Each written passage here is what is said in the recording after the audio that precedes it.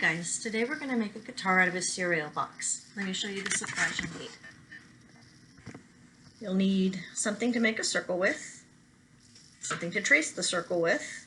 I'm going to use an X-Acto knife to cut out my circle, but you could always just use scissors, stab a hole, and then cut around it. Tape, and then rubber bands. And again, I'm using a variety of widths and lengths so that it changes the tone of my guitar. And of course you need a cereal box. So your first step is going to be to close the cereal box, and I'm going to put a little piece of tape on mine just to make sure it stays shut. There we go. And then you're going to get started.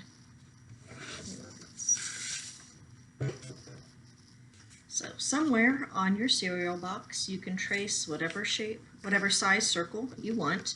The bigger your circle is, the more rubber bands you'll be able to get across it. But of course you don't want to make anything too very big, because then your cereal box will collapse.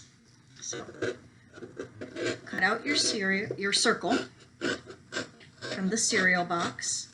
Again, if you don't have an X-Acto blade, you can just kind of stab the middle of the circle with your scissors and then cut out to the edge and cut it out that way.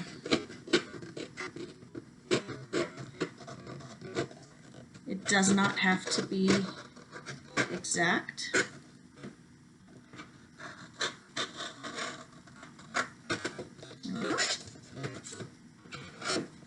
Now you're going to need this piece of your box, so don't get rid of it.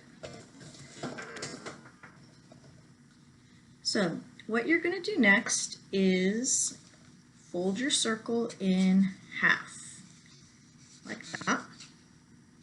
And then of course cut it in half with your scissors. If you want to trim the edges of your circle, if it feels a bit messy to you, you can do that. I'm feeling okay with mine, so I'm going to leave it alone. Next, use your other half of your semicircle at this point and just cut off a strip. And you're going to take this strip and you're going to fold it into thirds. And now you're going to tape that to your box.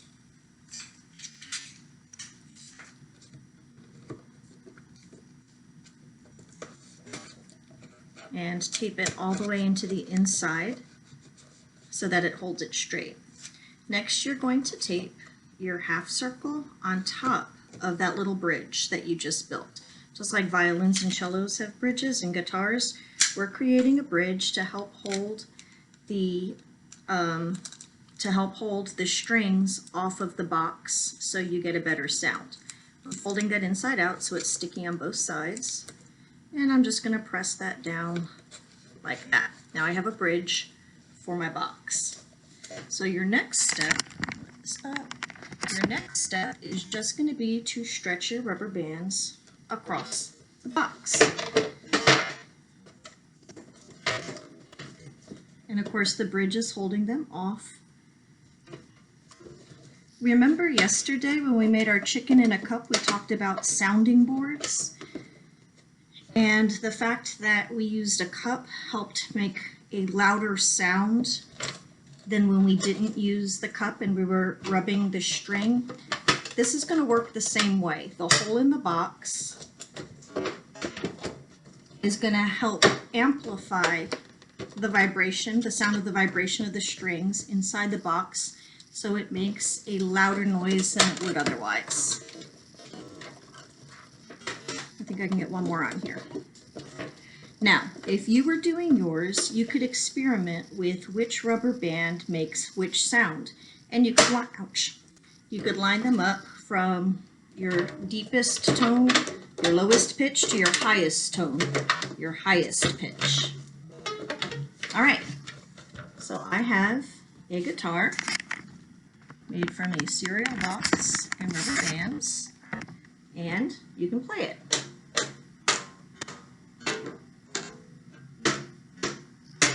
And you can hear the difference in the tones. I will see y'all tomorrow.